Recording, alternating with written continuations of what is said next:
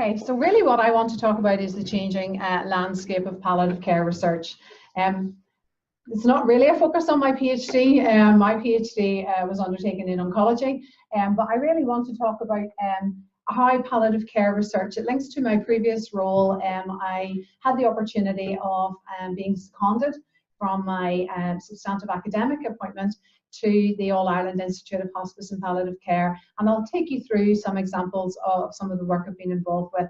But I would very much see myself as a researcher, someone who has undertaken research within palliative care over the last 20 years. Actually, I was talking there to Clona there about my first publication was in 1999, when I looked and did my master's, which was around district nursing and palliative care and the role there. So, and the reason this is so fresh in my mind is I'm doing my professorial lecture next week in Belfast, and it's sort of, I've been reflecting on my career over that time.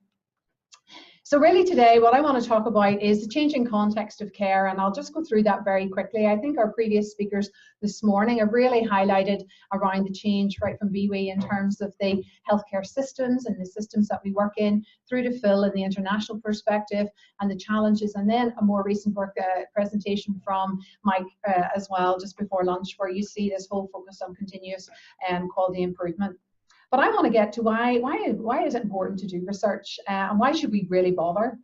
And again, I would like to unpick the challenges. And again, I love the way BB said it depends on if it's a good day or a bad day, whether it's a challenge or you know, something you look at positively or very negatively. But there are challenges in undertaking research. But you know, if I want to unpick that slightly and say, if we don't face these challenges, try to see how we overcome them, name them, call them for what they are, and then try to work creative ways to address them, and really the importance of doing that in order to enhance and develop our evidence base. I'd like to draw on some evidence around palliative care research and two systematic reviews that I've undertaken that have looked at palliative care research in Ireland, and then some thoughts with regards to the future. So very briefly, in terms of the changing global context, we have been discussing, and you know, around the whole focus on ageing and the demographics. We have a lot of changes around our non-communicable diseases. We have changes around innovation and technology and the digital age, all of these pieces, again, that are coming through, changes in globalization, and you know, the world is getting smaller, and we really have to face that. So what does that all mean in the rising costs there? And with the changes that are happening, we have health system challenges. And for some of them, we have ever emerging demands. Some key aspects are around, again, around care closer to home, unhealthy behaviours, and lifestyle factors, the burden of disease, the constraints of the system and the systems that we operate with. And again, it's maybe around mentioning, you know, about financial and misaligned finances, our service and our health workforce. If you look at our workforce demands, I mean, I'm a professor in nursing and palliative care. Within the UK, the shortage, and I think globally, that we're facing in terms of nursing workforce, but also workforce more widely, and also the engagement and the lack of engagement with users and communities. And these are the constraints that we operate within. And so what does that lead to? And it can lead to various challenges within the healthcare system. And I think it does reflect a lot of what BB was alluding to, and this whole need then to think about leadership that's needed for that, and the new power. I have heard that before in terms of quality improvement and all of those elements. So this has led to unequal access, poor quality, and low satisfaction in relation to the context of the healthcare system and for palliative care. Again, it was interesting when Phil talked earlier around the World Health Organization resolution, and again, I expect most people in this room will know around 67.19 and about the member states, but really unpicking what are the implications of that for the health system is that, you know, palliative care needs to be included within the continuous plan of care alongside, so I mean, how we have earlier integration, and that all should have access to essential, safe, affordable, and effective palliative care services. So really, these resolutions and the access is really having an impact on the healthcare system that we operate in. So that's the context that we find ourselves in. So what does that mean in relation to research? And whenever we look at research and palliative care research, we can see that some of the very early studies, it's always been something that has been seen as very important for palliative care. And if we go back to Cicely Saunders, I think again we've been mentioned today, but her original vision was clearly stated that research was to be integral to hospice care. But the question is, how well are we actually doing with that? I mean, what way in terms of the rigor of our evidence base, in terms of the actual availability of it and the research that we're undertaking? But if we look back at some of the early studies, we can see that very much they were like observational studies. So you had hospices, you had hospice environments, and a lot of observational studies that actually took place within this type of setting. And they were very much led by charismatic champions of research. So if you go back, I'm going to talk about some of the seminal leaders that were there at the time, but there was key champions that were leading forward and starting to ask. And I think if it comes back to what do we mean by our definition of research? And research comes from, and again, I'm going to point over, and I have mentioned this before in a presentation, but it is from the French word to rechercher, to look again at something. And it's really about asking critical questions of what we do. So for everyone within this, and I think no matter for all your healthcare professional training there, you'll always know that research is part of it, that we need to ask and have a critical inquiry about why do we do it this way? How do we do it? Is this the right way? Can we do things better? I think you heard very much from Mike's presentation around asking about cost effectiveness and effectiveness of what we do. You need to be able to demonstrate and articulate what it is, but also to continually ask questions about why and how we do things. So really there was a lot of champions around research. And some of the very early examples is one of the key authors from the late 1960s, and this piece was published in early 1970s, was John Hinton. So John Hinton was a psychiatrist. And he really started to push the boundaries by asking at that time questions that were really very challenging in society at that time, actually talking with people about dying. And actually having those, we talk about them courageous conversations now, but actually starting to push out the boundaries to have conversations and actually talk with people about dying and the care. So this was with people who were terminal cancer. And again, what they really reported were that, the people were getting information, a lot of information, but not really helping in, understanding that information, but that they were fully aware of they were dying. And yet we challenge that now because health professionals could have a reluctance to have those conversations. And yet they wanted this. And again, some other seminal work at that time, like Glaser and Strauss, and levels of awareness. And so some seminal work that was ongoing at that time. But you could say, why bother with research? You could argue and say, okay, well, why is it needed at all? And why would we be focusing? And I suppose ultimately, and that's why I'm interested in the question whenever I see the opportunities, for example, with Mike's presentation around if you're collecting this data and this longitudinal data that's used about benchmarking and about demonstrating effectiveness and actually seeing how you're performing, for me, that automatically leads to various research questions within there. That you're sort of saying, and I think it was alluded to, what is the difference between whenever a patient report their symptoms and yet health professionals report their symptoms? What are the questions? Again, I'm quite interested in Phil and I spoke briefly at lunchtime around for the nursing and the nursing activities and nursing interventions that could be there. Loads of questions. It's about generating new knowledge, and it's about pushing the boundaries of what we're doing.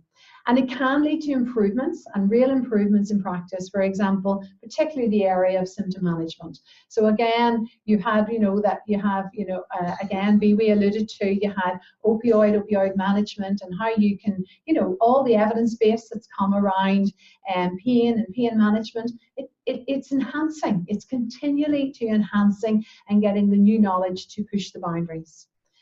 And it does lead to service and organisation improvements, and also understanding different needs of different groups. So again, if you think, and I'm trying to link it back from the previous presentations this morning, and hopefully you'll see what I'm trying to do, is that, if you think about homelessness, And if you think about the work in prisons, so that's different people in different groups, different needs, and understanding their needs, but we're building the evidence base around how we can become responsive to those needs. And because not one size fits all, but we need to understand the needs in order to be able to respond. So it's understanding the needs of different groups. And again, I would very much advocate that research is one factor that demonstrates professional expertise. So professionals in this area who are researching their area, who are asking questions of their area, who are publishing, who are disseminating that, who are discussing those factors, we are pushing forward the boundaries of our professional practice. And that is really, really important in what we're doing, because we're experts in the area, but we need to be engaging in those critical decisions and actually really pushing in terms of the methodologies that we use and in terms of the process of how we do that, and larger multi-centre studies as well. But in reflection, what has hospice and palliative care research achieved? So these are some of the key areas that I think each of you could probably put against some key authors and key writers and key researchers that you know in the area. So for example, we have got studies that have focused around, if I take for example advanced care planning. So we heard this morning around all of the challenges that will go with the legal system around advanced directives and all of those elements. But in advanced care planning, there are large European multi-centre studies that are looking at what is actually happening around how we implement advanced care planning. What do we mean by advanced care planning? What is it around preferences of care? And whenever we look, and I know some studies that are looking at particularly within oncology, and what they're finding is that whenever you're implementing advanced care planning, you have the patients who are quite happy to participate in the clinical trial around advanced care planning. But when they come home and talk to the carers, they're like, that you're not there yet. And all of those dynamics are really important for us to be thinking about, because if we do the trials with how we introduce advanced care planning, it makes us more aware of the importance for our practice around how we actually lead and develop this aspect of work. There's also a massive program of work around studies of carers, for example, and again reflecting what the carers' needs actually are, and then from when you identify the carers' needs, building interventions that are appropriate and supportive and address the needs, and then demonstrating, do they work? So the key thing, we talk about outcomes and actually saying, well, what are the important outcomes for carers of actually seeing? So, for example, Gun Grand's work, which is looking at developing a care support needs assessment tool, for example, and increasingly building the evidence base of that, taking it from different populations. I know she's doing a study now that's applying it to motor neuron, for example. So actually this is a care support needs assessment tool. It was developed with practitioners. It was developed for practice. It's a tool that's used that you could say, that's a nice tool, that works, but how do you know? And so she's tested it, done studies, done feedback, qualitative, quantitative, mixed methods, used it, done outcome measures to see, does this make a difference? And then building that work there. So these, just generally within these areas, I could give you examples of each of those, but just these are rough, in a broad picture, these are the type of areas that research in hospice and palliative care has achieved. But again, as I've said, echo with everything, I think a key thread we had this morning as well, and right through today, are the challenges. Anything I would argue that's really worthwhile doing, it's going to have challenges. So there are challenges whenever you're actually seeking to undertake palliative care research. And sometimes people will say, and it's around the whole aspect of, these are the broad areas that would generally be recognised as giving the challenges in what you're undertaking. And it could be around ethics, and it could be, okay, so this palliative care population are particularly vulnerable. They are vulnerable, they're sick, there's sensitivities in undertaking research there. And so are we adding to the burden? Are we causing more distress? Is this right? Is it ethically right to be asking people to participate in research at this point in time? And I'd argue that, is it ethically right not to give people the choice to whether they want to participate or not? And there is, again, a growing evidence base around that. There are parameters and things that you can do to ensure that you adhere to ethical principles. So in everything we go to do, we have to have our ethical principles, and we have to clearly demonstrate that. Anybody who goes through ethical approval processes will know that when we talk about clinical governance, we have research governance, and real rigorous, and they are absolutely essential. And as a researcher, you know that you absolutely have to adhere to all of those principles and ethical requirements. But that's to protect the public and to protect the participants. But it shouldn't stop you from actually undertaking it. If you're delivering your research with a real ethical approvals and all of those ways, you can overcome the ethics that's there.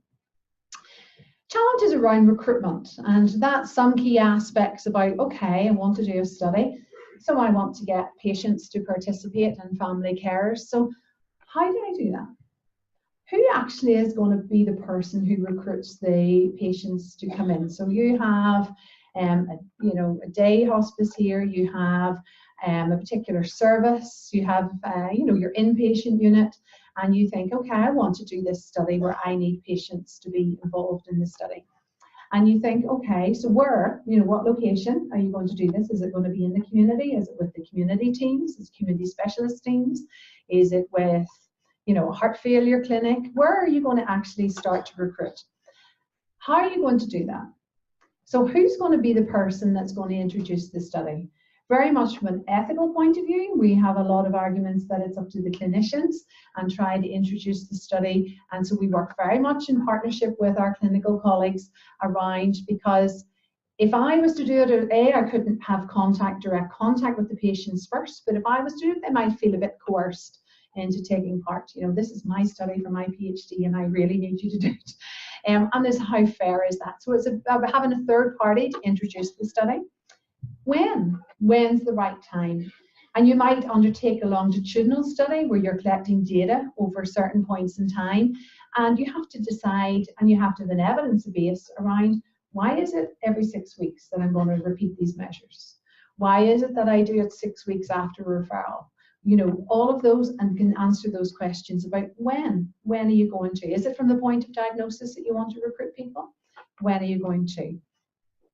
Another challenge is around attrition and retention. So particularly for palliative care studies, we have studies where, we call it missing data, where again, what you would expect in this population and the population that we work with is that people will deteriorate for various reasons. They will no longer want to participate in the study, and that it's really difficult to retain, and we have high attrition rates.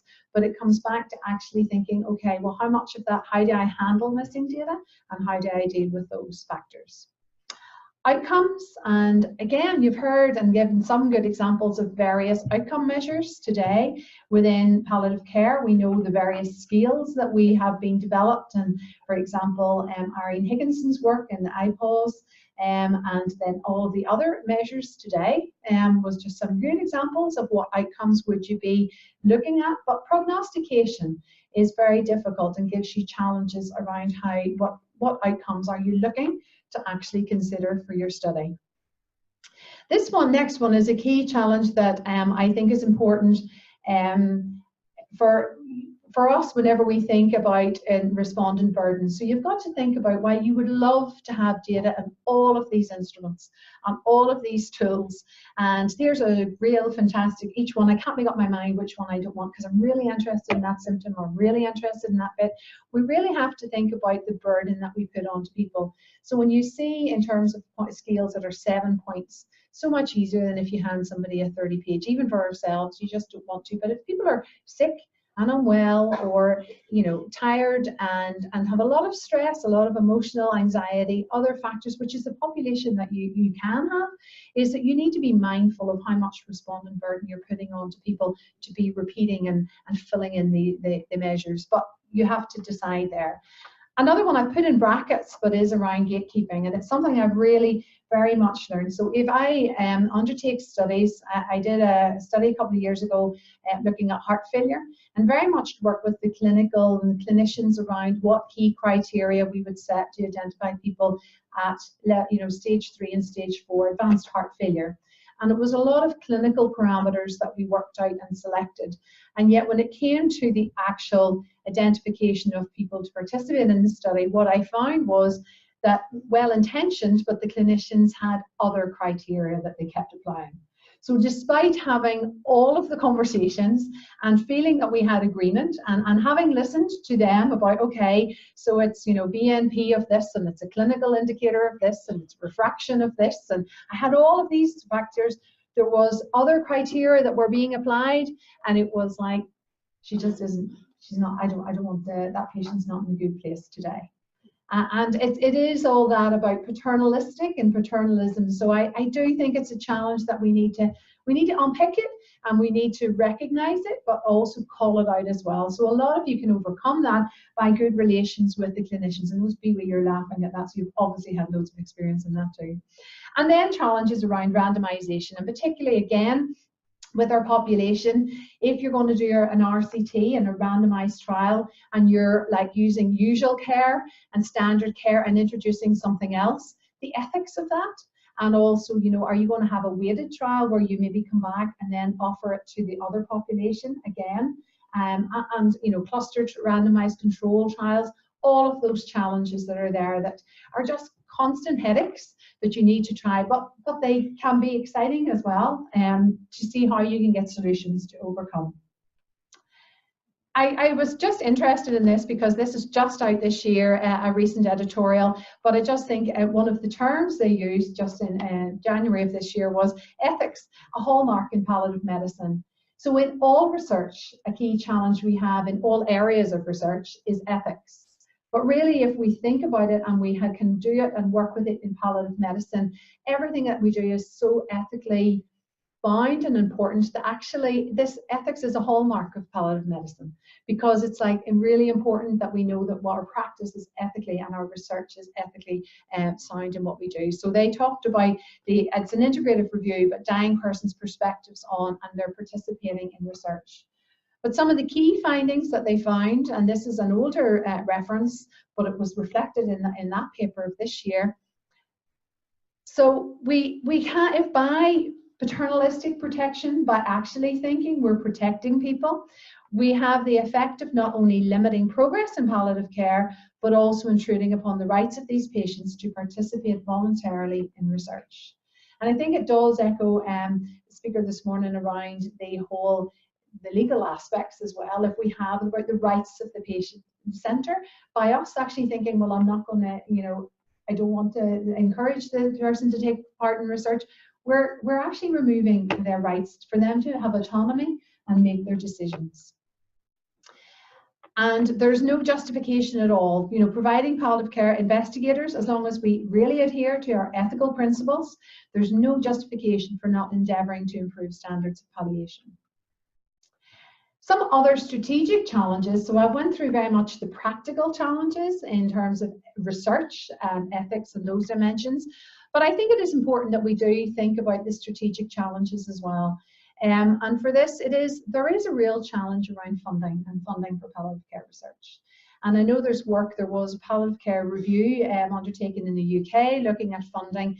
And if you compare the funding and the funding streams against oncology and cancer research, it's still a lot of inequity and still challenges as we go. Now, I know there has been moves within the UK and certain targeted funding opportunities from NIHR, which is National Institute of Health Research. I know we've had, you know, Horizon 2020, but still generally there isn't an adequate funding source, and that makes it challenging when undertaking research in this area in comparison to other areas. Our research activity is very diverse as well. You can have extremes from very clinical studies, symptom management, to other studies that are focused on other more, you know, bereavement or other elements. That it's quite diverse when you really think about it. Again, a challenge that has been levied against palliative care research in general is that we have done a lot of work over the last 10, 15 years identifying needs. But we really need to start to move to studies that are more interventional studies that demonstrate improvements and outcomes, because we have done work and we know now what the needs were, and that preliminary work was really important, and in different populations where there's less known, that's still really important, but we need to start to be having larger more demonstrate the effectiveness of what we do in our intervention studies. Again, another one is around career pathways for people in working in research, and that fits broadly speaking, and a critical mass. So you want to build an infrastructure around undertaking research.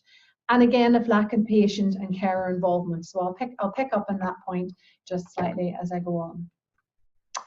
But there are key developments, and I think I just really want to highlight these key papers that have come out, which are looking at methods of researching end-of-life care. So if you are interested, and these are the references to really tease through. So these are some really good papers that are actually giving us guidance in relation to ethics, guidance on how we do mixed methods, statistical issues, and e-learning.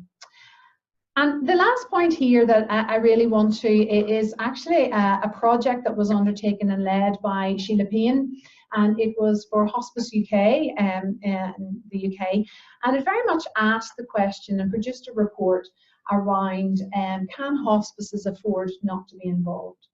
So it highlighted that there were 20 challenges to hospices be involved in research. And the general line was this: actually the results of this report were quite hard-hitting, in that they really challenged hospices to think, are you undertaking research? Do you have a research culture there? Are you asking the questions of your practice? And they really found that there was in some ways a bit of apathy towards research. It was like, that's fine, that's good, but that happens out here. And it was really saying that and really challenging hospices to be thinking about, can you afford, you know, because then there could be all the challenges that I've highlighted, all the issues that are there, you know, in terms of ethics and funding and recruitment, and is this right to do this, and all of them, they all still existed. But what they were arguing in this report is, can you afford not to be involved? Because if you think about, and again, I just think Mike's presentation just sort of fits in nicely into this, in terms of building the evidence base. If you're thinking about that you work within a system, if you're thinking that you're working around how services are commissioned, you need to demonstrate the effectiveness of those services, and that's through the research that you undertake. So can you afford, you think about the workforce, all of those issues that all have an impact, you need to have the evidence base around it. And what she really very much, the report highlighted, were that they introduced a framework for research for hospices. And they identified 3 levels. So the first level was that you would have a hospice who could be, or people in the hospice who'd be research aware.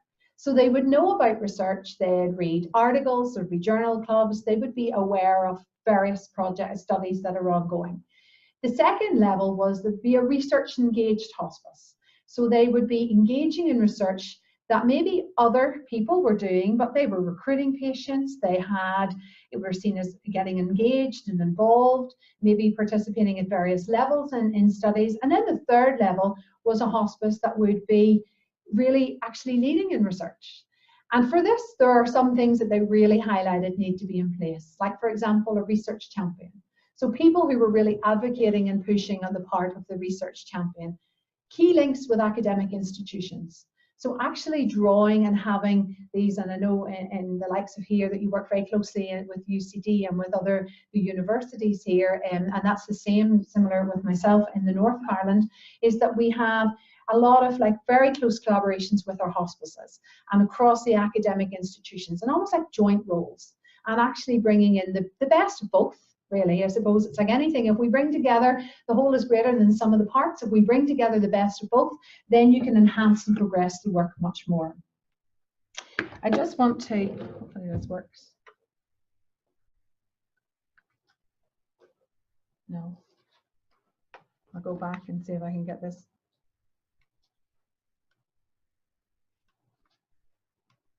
Can I go back? I'm going forward instead of back.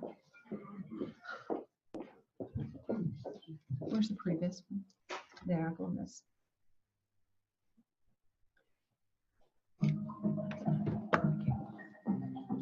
Palliative care research is really important because it's historically an under-researched area. And like all areas of medicine, there are questions that we don't know the answer to, and the only way that we will find out the answers to those questions and improve care for patients in the future is to do research. We can't stand still. We want to make things better, improve them patients in the future. And the only way we can do that is by gaining knowledge from the research that we do here. Research is important because as a doctor, I want to know that what I encourage patients to do is actually going to make a difference to them and make them better. And as a patient, I would like to know that the treatments that I'm offered are the best treatments for me. The benefits, I think, to patients are enormous, and clearly we are hoping to provide evidence that will improve the care of patients in the future. We think it's really important within the hospice to involve the public. We want to know what patients, carers, their loved ones want to know as part of research and what's important to them.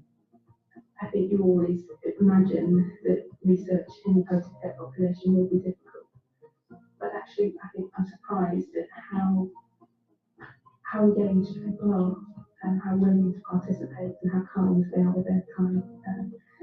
The surprises were how willing patients were to participate, even with life-limiting illness, and the fact that they realised they weren't going to benefit probably from a lot of the research done, but they wanted to help people in the future. Patients find research is important because they like to leave a legacy, and we look after patients who are quite close to the end of their lives, and it's hugely important to them that they make a difference. I've been really humbled by how enthusiastic and how sort of pleased people are to be at part because of the choice to participate in research. It's not as scary as you might first think. So you get a lot of support, you get a lot of help. I'd recommend to do it because, like I say, if nobody puts in the effort for research, how's it going to help anybody else? So yeah, definitely I'd encourage them to give it a go and try and help change somebody else's life. So just really an example of a particular hospice that was working and actually advocating, so a lot of building on that particular report and Sheila Payne's work. So very quickly, I just want to think about some of the priorities. I want to give a bit of a snapshot for Ireland and some of the work that I've been undertaking. So first bit is really you say, okay, so what are the priorities for palliative care research in Ireland? So this is part, apologies if some people in the room are aware of this and aware of this larger study. It was undertaken across the UK, but we had the opportunity through the All Ireland Institute to be and collect data for Ireland. And within this, we went through a process, which is James Lind Alliance process, and it's about identifying the priorities, but it was not from researchers. The key thing about this is it was identifying priorities from health professionals and from patients and service users. I'll not go through, there's some pictures around how we go through it. It basically is a way of looking at building consensus. But these are some of the top 5 research priorities for the island. And this is very similar to the UK, but particularly the first one. If you think about outside of working hours, is a key one, and then providing care in the patient's home, but also advanced care planning. And from this, you can unpick how you would, maybe funders are looking at this, they decide how they fund research and other elements that tie in there. Then I just want to give very briefly around, we looked at palliative care research in Ireland. I undertook 2 systematic reviews. So one that was looking at, I'm trying to recall the years, so we published it in 2013. So it was based on the previous 10 years of palliative care research in Ireland, and I've just published the one last year that was looking at it again in the 5 years since, so right up until 2018. And I don't have time to go into a lot of the process. You can have the slides and I can give you the references that are here. But basically we pulled it was based on published research. We pulled it, we put criteria around how we would see that these studies were really focused on, there were research studies, they were undertaken in Ireland, they had a population in Ireland. And you can very quickly see that what we see is our publications have increased over the years, upward trend. The publication type of source also changed. You can see the journals where people were publishing in. The funding source, I think the particular thing here to draw out is that 40% of the research was still either unfunded or they didn't acknowledge it. So that's still a factor that we have research that's ongoing whenever I put back the strategic challenge around where we secure funding. So that's important that we try to identify. Different methods are being used, which is great, and we have both quantitative and qualitative and mixed method studies.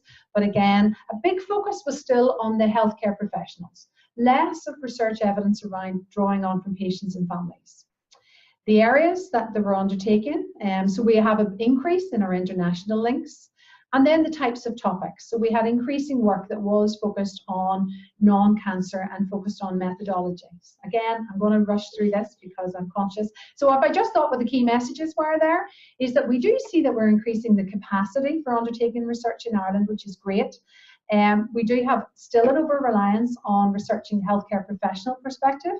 So we need to address that because for patients, and we are addressing some of the priority areas, but we still need to consider and enhance that. So briefly looking to the future, it is really about collaborations are really important.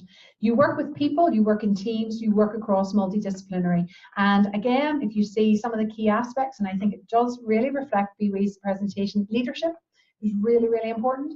We need to have funding, we need to source funding, and we need to learn to work interdisciplinary, multidisciplinary research projects.